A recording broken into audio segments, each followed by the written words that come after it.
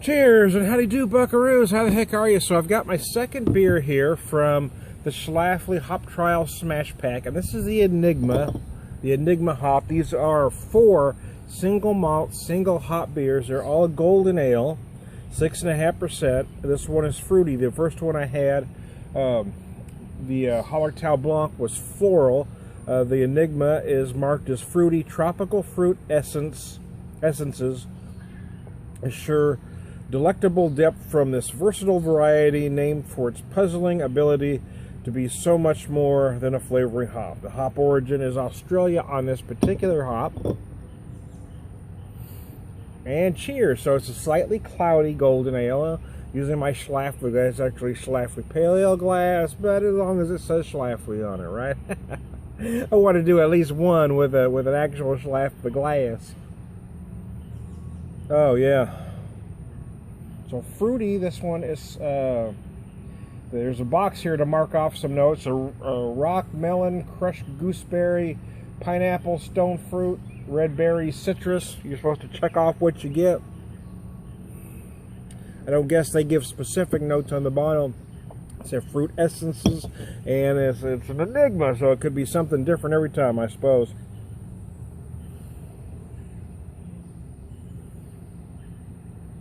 That's very interesting. That could be some melon in there. I don't know. I'm not real familiar with gooseberry, to be honest with you.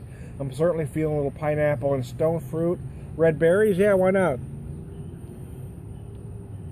That'd be the slightest hint of a raspberry in there. Oh, excuse me. Sorry about scratching my nose in front of you. All of a sudden I start itching. Pollen count's been brutal out here. It rains. It gets hot and steamy. Now it looks like it's going to start storming on me again. So I thought I'd try to get one video in first.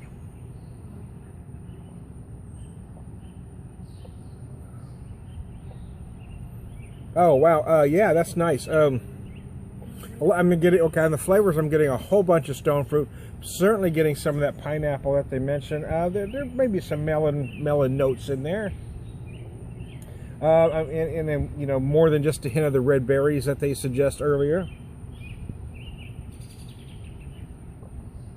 Oh, it's very enjoyable. I like Schlafly. I think they kind of get a bad rap among a lot of beer geeks. They kind of get overlooked. They've been doing great beer for a long time, but they're not one of the craft beer darlings out there that everybody seems to want to must-have.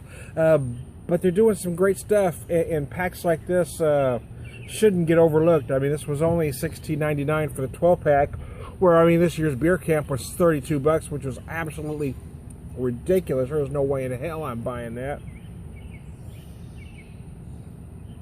But when you can get 4 quality beers, or 12 beers, but 4 different styles for only $17, I mean, to me, that's a bargain. And I gotta admit, though, you know, it seems to be trending to want 100-ingredient beers these days. Everybody wants to make these crazy beers. Even styles like an IPA, you know, can have a lot of ingredients these days. I mean, some are putting 7, 8, 9, 10 different hops in there. So for me, a beer like this is just, it's simple, it's elegant, it's beautiful, and it's very tasty. And I kind of I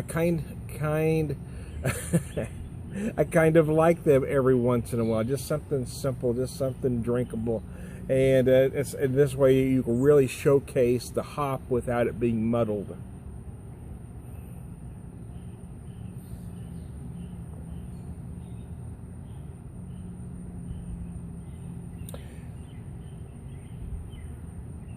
I think I'm feeling some of those melon notes that they describe more towards the end. I'm certainly feeling that stone fruit in the middle. I'm getting some of those red berries in there as well.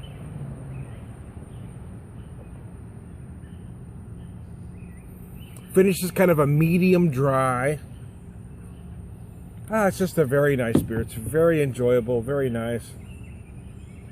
Again, I really like the first one, and I'm not a huge fan of floral hops and floral notes, but I really liked it. I mean, it told you to look for white wine, anise, lemongrass, grapefruit, herbs, fragrant. Yeah, I mean, you certainly got the lemongrass in there that they tell you to look for.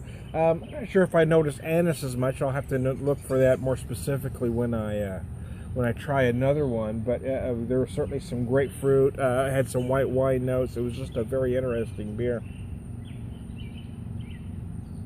Next on the box is the Eureka hop. They tell you to look for mild mint, grassy, resin, earthiness, cedar, and juniper. Who knows, man? Maybe they're just playing with it. Maybe it's like one of these things that's not like the other. They just throw a bunch of stuff on there just to see if you're even in the ballpark.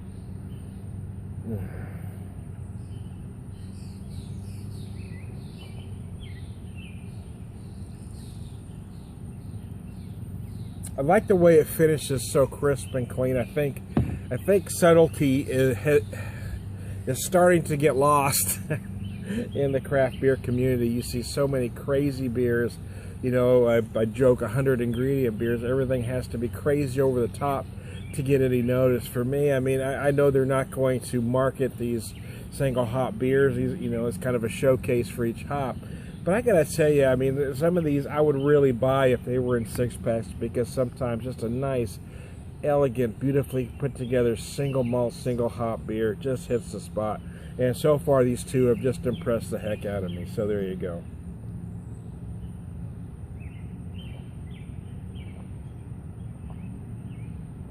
Oh, absolutely delicious. This is my very first beer of the day. So I hope you all are having a great weekend. It's time to Beer Whisper. We'll talk to you later.